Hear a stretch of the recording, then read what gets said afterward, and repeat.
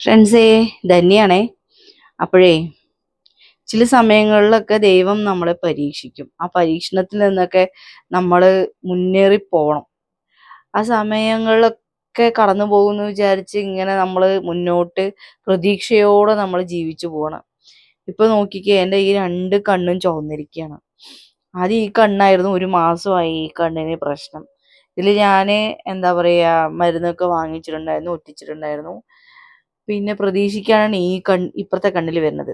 പക്ഷെ ഞാൻ തളർന്നു കഴിഞ്ഞാൽ എൻ്റെ എല്ലാ കാര്യങ്ങളും തകിടം മറിയും.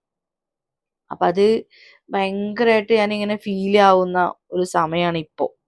അപ്പം ഈ ഒരു സമയത്ത് ഞാൻ പ്രതീക്ഷിക്കാത്ത ഒരു കാര്യം എൻ്റെ മനസ്സിൽ വന്നു. അത് നിങ്ങളുമായിട്ട് ഷെയർ ചെയ്യണമെന്ന് തോന്നി.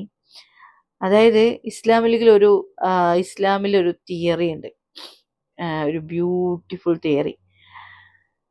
കിസ്മത്ത് എന്നാണ് ആ ഒരു തിയറി കേട്ടോ. അപ്പോൾ വേറൊന്നുമല്ല, നമ്മൾ പ്രതീക്ഷകള് നമ്മൾ എന്തിനാണ് ഇങ്ങനെ കഷ്ടപ്പെടുന്നത്, നമ്മൾ കഷ്ടപ്പെട്ടിട്ട് എവിടെയും എത്തണില്ലല്ലോ എന്നൊക്കെ വിചാരിച്ച് നമ്മളിങ്ങനെ ആവലാതിയൊക്കെ പെട്ടിരിക്കുന്ന എന്നെ പോലെയുള്ള ഒരുപാട് ആളുകളുണ്ട്. അവർക്ക് മുന്നിലേക്ക് വേണ്ടിയിട്ടാണ് എൻ്റെ ഈ വീഡിയോ പോണത് കേട്ടോ. ആ ഒരു ബ്യൂട്ടിഫുൾ തിയറി എന്താണെന്നറിയോ? ആ കിസ്മത്തിലുള്ളത്, നിനക്ക് എഴുതപ്പെട്ടത് 2 മലകൾക്കിടയിലാണെങ്കിലും അത് നിനക്ക് ഉറപ്പായും കിട്ടും. എന്നാൽ നിനക്ക് എഴുതപ്പെടാത്ത ഒരു കാര്യമാണെങ്കിൽ നിന്റെ മൂക്കിന്റെ താഴെ ഉണ്ടെങ്കിൽ കൂടെ അത് നിനക്ക് കിട്ടില്ല.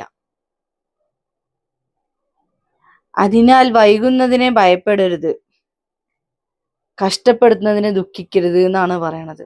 എന്ത് ബ്യൂട്ടിഫുൾ തിയറി ആണല്ലേ.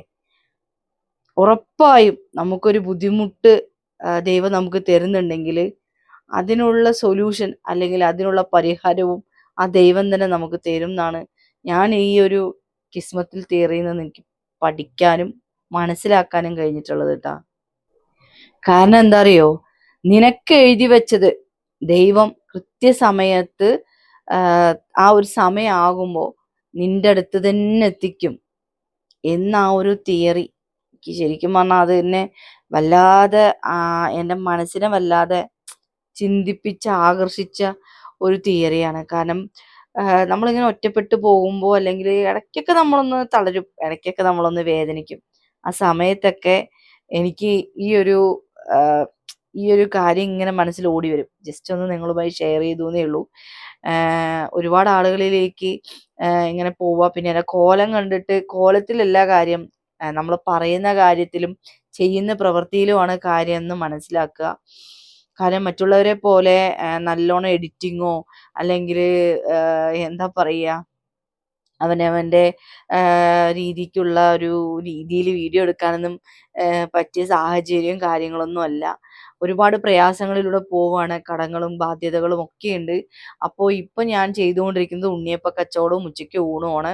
ഉണ്ണിയപ്പം ആണെങ്കിൽ ഗ്യാസ് ഇല്ലാത്തത് കൊണ്ട് 1 മാസമായി കടയിൽ ഉണ്ണിയപ്പം ഇല്ല.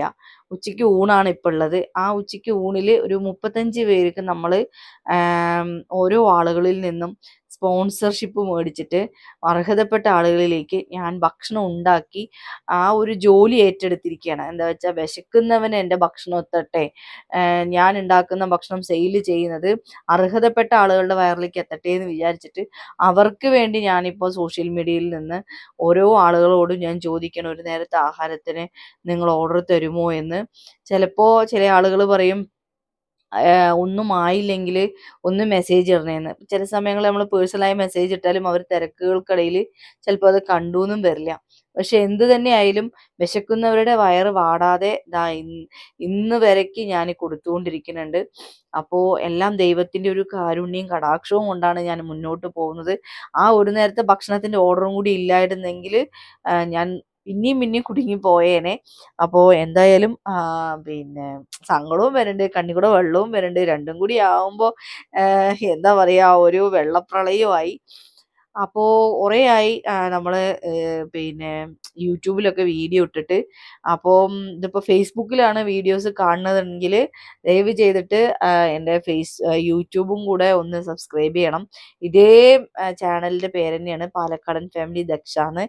അപ്പോൾ പ്രയാസങ്ങൾ ഒരുപാടുണ്ട്, പക്ഷേ അതിനെ തരണം ചെയ്യാനുള്ള സൊല്യൂഷൻ ഇനിയും എത്തിപ്പെട്ടിട്ടില്ല. ഞാൻ എത്തണേ ഉള്ളൂ. പക്ഷേ എല്ലാവരും പ്രാർത്ഥിക്കണം.